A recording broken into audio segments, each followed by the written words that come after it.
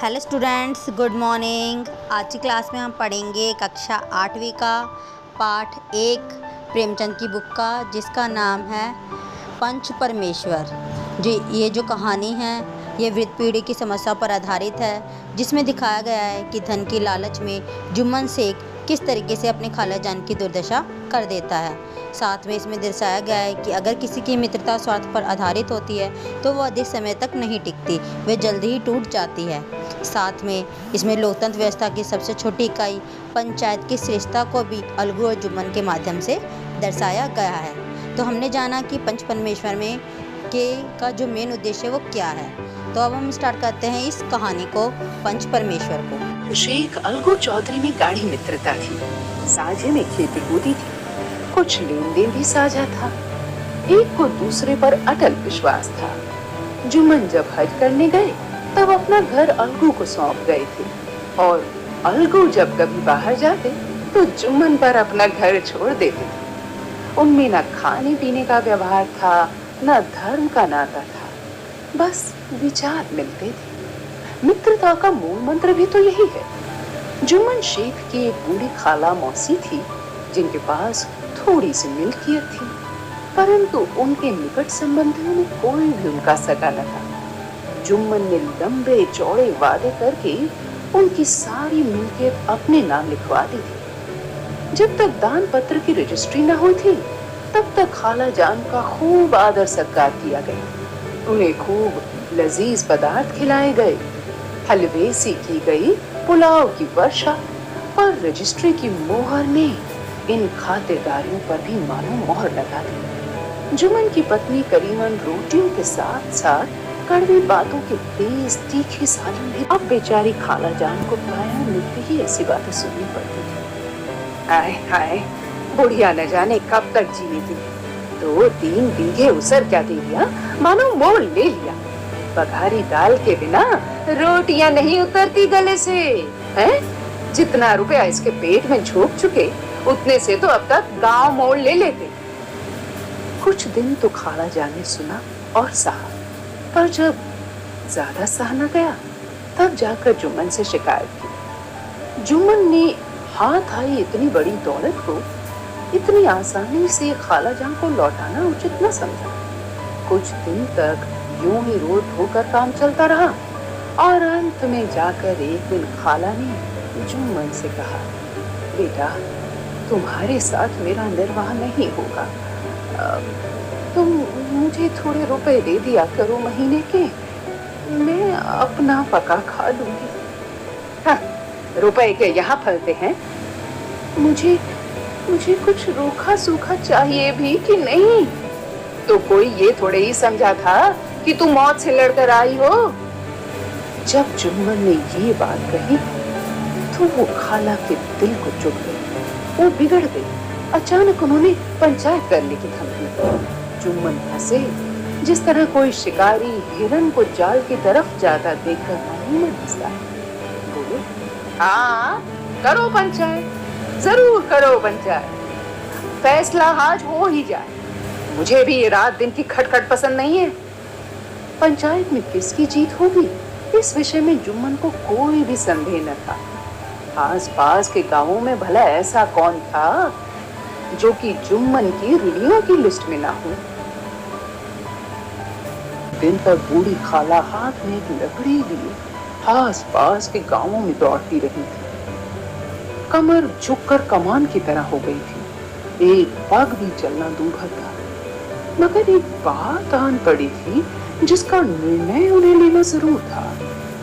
कोई विरला ही ऐसा भला आदमी हो जिसके सामने उस बुढ़िया ने दुख के आंसू न रोए। किसी ने हाँ कहा तो किसी ने हूं करके टाल दिया, मगर उस अन्याय से बुढ़िया को बचाने की हिम्मत किसी में न थी। चारों ओर से घूम घाम कर बेचारी अलगू चौधरी के पास आई, लाठी पटक कर बोली, बेटा, तुम भी दम भर के लिए मेरी पंचायत में चले आना।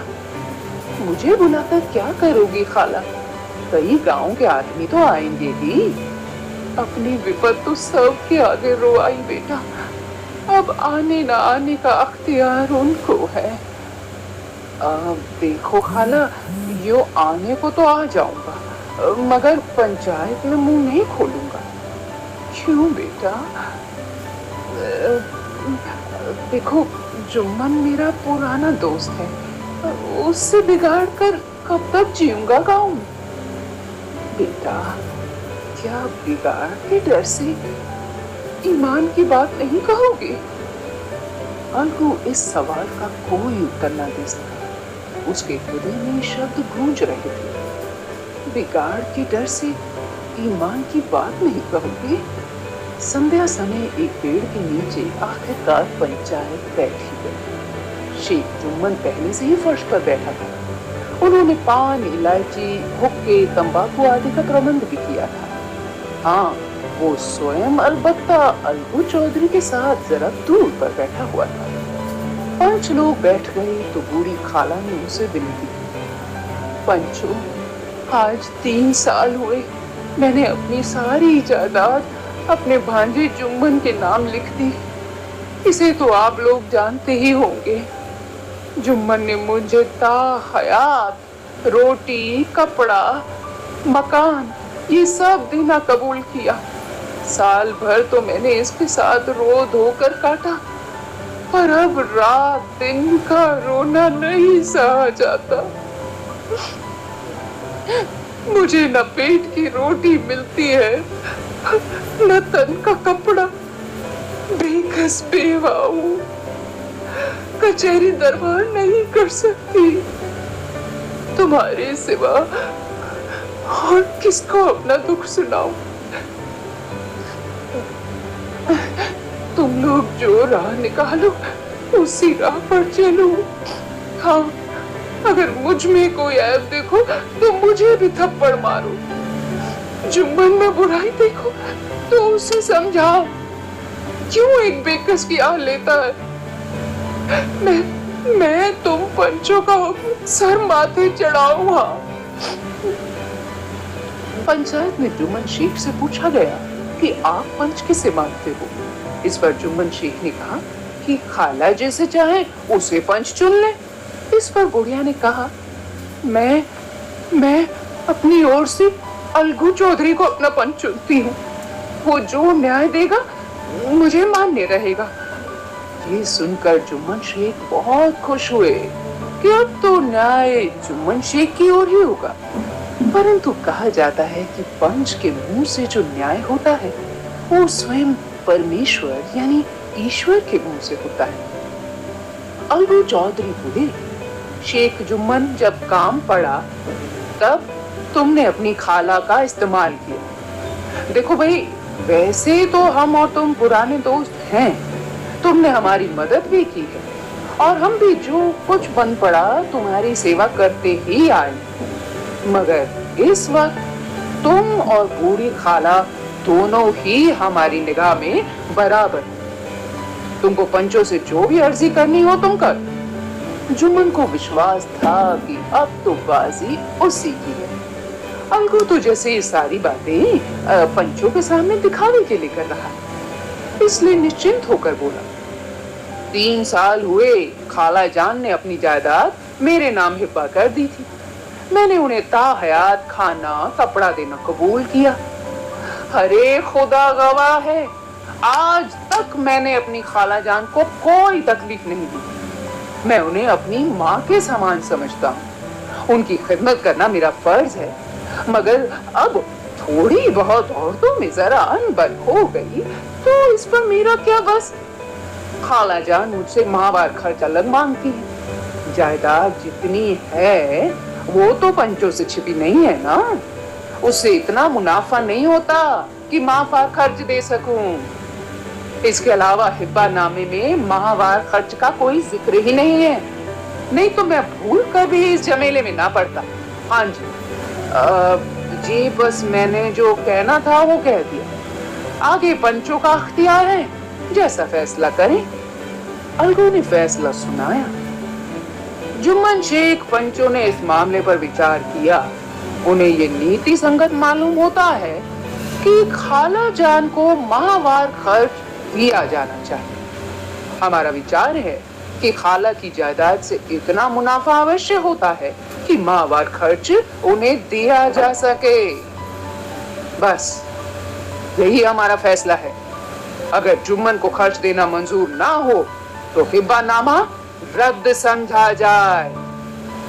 ये सुनकर मानो जुम्मन शेख के सीने पर हथौड़ा चल गया। ऐसा तो कभी उसने सोचा ही ना था। अब उस दिन से दोनों मित्र तलवार और ढाल के समान मिलने लगे। जुम्मन शेख और अलगू चौधरी के अफसर मिलने का इंतजार करने लगे। अलगू चौधरी ने खेती के वास्ते एक जोड़ी हत्था कट्टा और तगड़ा खरीद कर कहीं ले गया था। वो बैलों का जोड़ा पूरे गांव में इतना मशहूर था कि तकरीबन रोज ही लोग उस बैलों के जोड़े को देखने आते थे। अचानक एक दिन उन दोनों बैलों में से एक की मृत्यु हो गई। अब बस एक ही बैल बचा था। उसे भी अलगू चौधरी ने शंभू साहू के हाथ ओधर में बेच दिया था।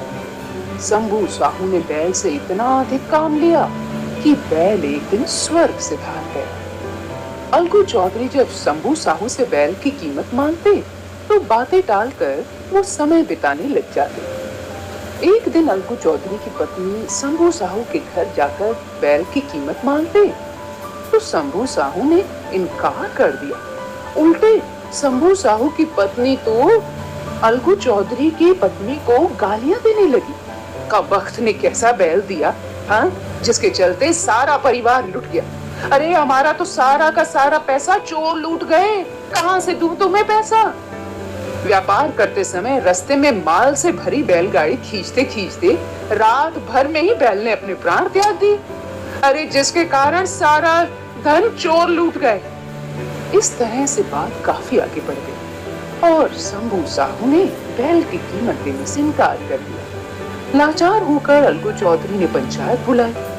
फिर से वही पीपल का पेड़ जिसके नीचे कभी खाला जान ने पंचायत बुलाई थी, वही पंच लोग न्याय देने के लिए बैठे। अलगू चौधरी से पूछा गया, भाई आप किसे पंच मानते हो? उसने साफ शब्द में कहा, शंभू साहू जिसे चाहे पंच मान ले, मुझे इसमें कोई एतराज नहीं। शंभू साहू ने जुम्मन शेख को ही पंच चुना। अब तो अलगू चौधरी को लगने लगा कि उसका पुराना दुश्मन जुम्मन शेख उसके पक्ष में न्याय नहीं देगा।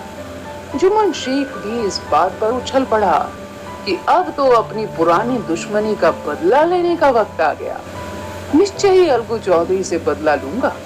परंतु पंच के पद पर बैठते ही जुम्मन शेख की आत्मा से ऐसा न्याय निकला कि सब लोग दंग रह गए। जुम्मन ने सभी बातों को भुलाकर अलगू चौधरी के पक्ष में न्याय दिया कि बैल कमजोर या रोग से ग्रसित नहीं था जिसके कारण उसके प्राण पखेरु उड़ गए, बल्कि बैल से शंभू साहू ने इतना कठिन परिश्रम दिया कि वो बेचारा रास्ते में ही मर गया।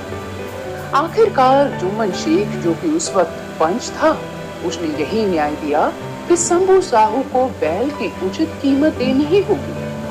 तब जुम्मन शेख को ये महसूस हुआ कि वास्तव में पंच के मुख से जो भी वाणी निकलती है वो स्वयं परमेश्वर के मुख से निकलती है। इसमें जरा भी संदेह नहीं है। थोड़ी देर बाद जुम्मन अलगू के पास आए, उनके गले लिपट कर बोले, भैया जब से तुमने मेरी पंचायत की तब से मैं तुम्हारा प्राण घातक शत्रु बन गया था, पर आज मुझे ज्ञात हुआ कि पंच के पद पर बैठकर न कोई किसी का दोस्त होता है और न ही दुश्मन। न्याय के सिवा उस वक्त उसे और कुछ भी नहीं सूझता। आज मुझे विश्वास हुआ कि पंच की जुबान से खुदा बोलता है। इस बात पर तो अलगू रोने लगे और इन आंसू के पानी से दोनों के दिलों का मैल धुल गया। मित्रता की मुरझाई हुई लता फिर से हरी हो गई।